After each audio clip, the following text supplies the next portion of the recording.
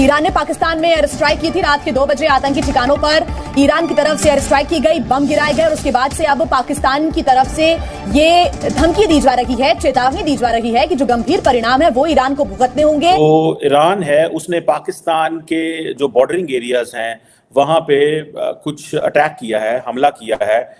ये खबर जो है इसको एसोसिएटेड प्रेस ने भी दिया है, इसको रॉयटर्स ने भी दिया है।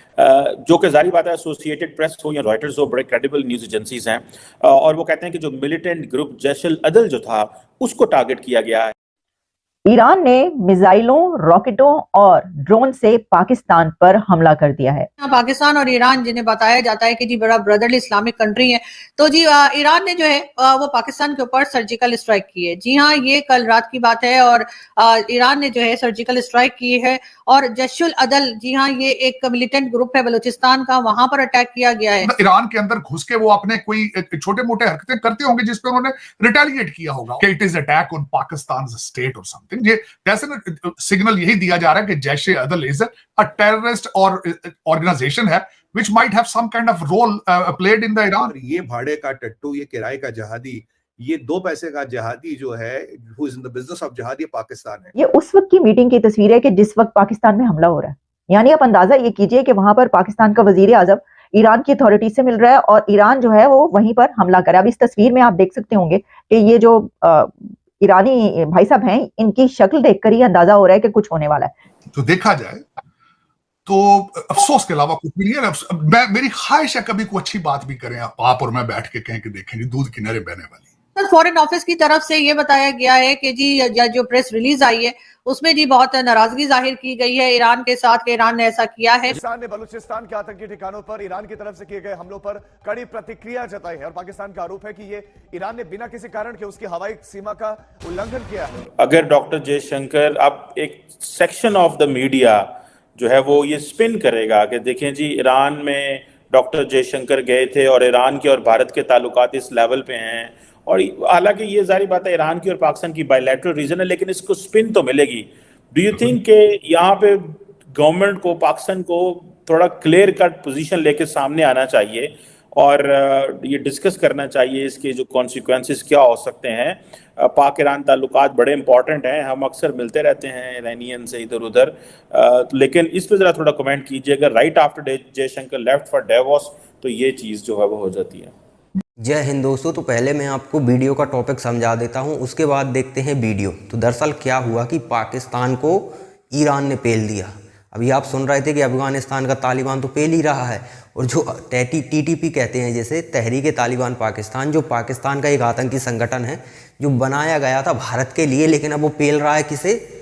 पाकिस्तानियों को। वो इसलिए पेल रहा है कि भैया गजवा हिंद इंडिया में बाद में करेंगे, पहले पाकिस्तान शरिया कानून से नहीं चल रहा, तो पहले पाकिस्तान को शरिया कानून से चलाने के लिए जो सत्ता में बैठे हुए लोग हैं इनको करेंगे डिलीट और हम बैठेंगे सत्ता में। उसके बाद जो अफगानिस्तान में शरिया कानून चल रहा है वही कानून हम यहाँ चलाएंगे। तो हमारे अपने ये इंडियंस के लिए जो खड़े किए थे आतंकी वो अभी नहीं पेल रहे हैं, अब ईरान ने पेलना शुरू कर दिया। इधर इंडिया से खतरा है ही, इंडिया तो बड़ा खतरा है इनके लिए। इंडिया तो दुनिया की कह सकते हैं इस समय तो ग्लोबल लीडर लेवल पे देखा जाए तो रूस और अमेरिका के लेवल पे खड़े हुए हैं हम। इकोनॉमी के मामले में भले उतने ना हो, लेकिन पावर तो आज हमारे पास है। दुनिया की 4थी सबसे पावरफुल सेना है हमारे पास। इकोनॉमी इस तेज़ी से बूस्ट कर रही, दुनिया की 5वीं सबसे बड़ी अर्थव्यवस्था है हम। तो आप इस मामले में कह सकते हैं कि भारत तो इनके लिए बहुत चैलेंजिंग था, लेकिन अब तो चैलेंज चारों तरफ से खड़े हो गए हैं। अंदर से TTP पेल रहा है, इधर साइड से तहरीक तालिबान अफगानिस्तान पेल रहा है, उधर से ईरान ने पेलना शुरू कर दिया और ईरान ने तो चख लिया स्वाद। यानी कि अगर ईरान ने इन पर एक बार हमला कर दिया तो दोबारा हमला करने से वो जब झिझकते जब उन पर रिटेलिएट होता। इन्होंने तो कुछ किया नहीं, राजनयिक को भगा दिया, एक झूठा बयान दे दिया कि हमने भी हमले किए हैं, सबूत कुछ दिया नहीं है।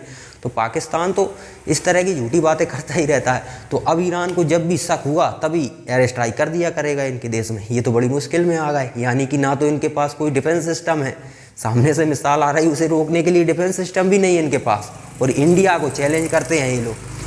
मतलब पाकिस्तान का बेड़ा गर्क होने वाला है और देखने में बड़ा मजा आएगा, क्योंकि ये लोग बहुत जख्म दिए हैं इंडिया को इन लोगों ने। तो चलिए आगे वीडियो देखते हैं। मैं एक छोटी सी मिसाल देता हूँ। अगर इसको स्पिन ये दे भी दिया जाए दे भी दी जाए और एक एज्यूम भी कर लिया जाए कि हो सकता है जयशंकर साहब, बल्कि जयशंकर साहब ने दहशतगर्दी के बारे में जो प्रेस कॉन्फ्रेंस उन्होंने फॉरेन मिनिस्टर के साथ की है उसमें उन्होंने दहशतगर्दी का कंसर्न अपना शो किया। अगर एक मिसाल कर भी जाए, पाकिस्तान कर भी क्या सकता है? ना तो कोई आप देने की चीज सलाहियत रखते हैं, ना लेने की सलाहियत रखते हैं। एक मिसाल है डॉक्टर जयशंकर के कहने पे उन्होंने किया, एज्यूम कर लिया जाए, आप क्या कर सकते हैं? टीटीपी अंदर घुस के मार जाती है, आप क्या कर सकते हैं? अफगानिस्तान का आपने क्या बिगाड़ लिया है? कुछ बिगाड़ा आपने? आपने कुछ जो किसी का भी कुछ बिगाड़ सके आज तक आप? क्योंकि आपकी प्रायोरिटीज ही पता नहीं क्या है, स्वाइप लूटने के और रिश्वत के, करप्शन के, तीसरी तो प्रायोरिटी कोई नहीं है किसी की। मैं एक मिसाल लेता हूं, ये बात बिल्कुल आपकी मेक सेंस करती है कि अगर देखा जाए ऑप्टिक्स यही बनते हैं अल्टीमेटली कि doctor Jaishankar was there, he was talking about दहशतगर्दी, he was talking about concern the state sponsored the things जो हमेशा एलिगेशन पाकिस्तान के ऊपर लगती हैं, और जैशे अदल भी इसी तरह की कैटेगरी में आती है, जैशे मोहम्मदी टाइप और जैशे दूसरी के सारे आते हैं, जिस तरह जैश लश्कर तैयबा और सारी। लेकिन अगर एक मैं मिसाल लेता हूं, अगर ये फैक्ट भी मान लिया जाए तो पाकिस्तान किस पोजीशन में है? कोई है किसी पोजीशन में? को किसी जगह पे देखिए, दो चीजें मैं समझता हूं जिंदगी के अंदर, फॉरेन पॉलिसी या मुल्कों की पोजीशनिंग क्या होती है, या आप कुछ देने की सलाहियत रखते हो या लेने की सलाहियत रखते हो, या किसी का कुछ बिगाड़ने की सलाहियत रखते हो। लेकिन आपके पास जब सलाहियत ही कोई ना हो तो फिर आप क्या करेंगे? आपके पास आप देखिए आप क्या कर, स्वाए को टूटा फूटा वो हमारी मैडम जारा बलोच है, वो आके एक प्रेस कॉन्फ्रेंस छोटी सी कर देंगी, 10 बच्चे बैठ जाएंगे वहां पे जर्नलिस्ट, वो कह देंगे कि हम इस चीज को कंडेम करते हैं, हमारी सॉवरेंटी के ऊपर अटैक किया गया है। तो बस यही है, और क्या कर, हम यूनाइटेड नेशंस को लेटर लिख देंगे, बस यही, और क्या, इससे क्या आगे जा सकते हैं? चीमा साहब, दर हकीकत देखिए, मैं लफ्ज इस्तेमाल करना चाहता हूं जो मैंने रिसेंटली लर्न किया है, जिसको इस वक्त भारत बड़ा, जिसके ऊपर बहुत ज्यादा उनका फोकस है इस वक्त, स्ट्रेटेजिक ऑटोनॉमी। उसको किस तरह अचीव किया जाता है? तो भाई, पाकिस्तान इस वक्त बहुत बड़ी मुसीबत में फंस चुका है, पूरी दुनिया से बेइज्जती हो रही है, खुद उनकी आवाम बेइज्जती कर रही है। तो आर्मी ने कह दिया कि हमने ईरान में घुसकर वहाँ पर आतंकी संगठनों पर बम गिरा दिए। हालांकि पाकिस्तान ऐसा नहीं है कि क्षमता नहीं है, क्षमता है, लेकिन जेब में पैसा नहीं है और दिल में जज्बा नहीं है। हालांकि कहते मिलेंगे ये लोग कि ये एक अकेला पाकिस्तानी 1000 लोगों पर भारी है, इस तरह की कहा कि जुबान चलाने में कुछ नहीं होता। मैं अभी यहाँ बैठ के कह दूँ कि मैं अकेला 2 लाख लोगों पर भारी हूँ, तो मुँह चलाने में क्या है, एक आदमी आके पीट जाएगा। लेकिन पाकिस्तानियों को क्या है कि मुंह चलता है उनका, सिर्फ मुंह ही चला रहे हैं कि हमारे पास जज्बा है। जज्बा नहीं है इनके पास, पैसा भी नहीं है, दोनों चीज़ें नहीं है, ना पैसा है ना जज्बा, तो लड़ेंगे कैसे? हथियार लिमिटेड हैं, आपके पास 50 मिसाइल हैं, 50 मिसाइल आपने दाग दी, फिर 51 भी कहाँ से लाओगे? ना जेब में पैसा है, और लड़ाई अगर किससे हो रही है आपकी? ईरान से। तो ना तो चीन पैसा देगा, ना देगा रूस तो खुलकर उसके साथ रहता है। चीन तो ज़्यादा ज़रूरी है, पाकिस्तान से ज़्यादा ज़रूरी ईरान है चीन के लिए। अब रही बात अमेरिका की, तो अमेरिका भारत के चक्कर में दे ही नहीं सकता, क्योंकि हमें डर रहता है ना कि पाकिस्तान मजबूत होगा तो हमारे लिए खतरा है, और हम देने नहीं देंगे क्योंकि ईरान से हमारे अच्छे संबंध हैं।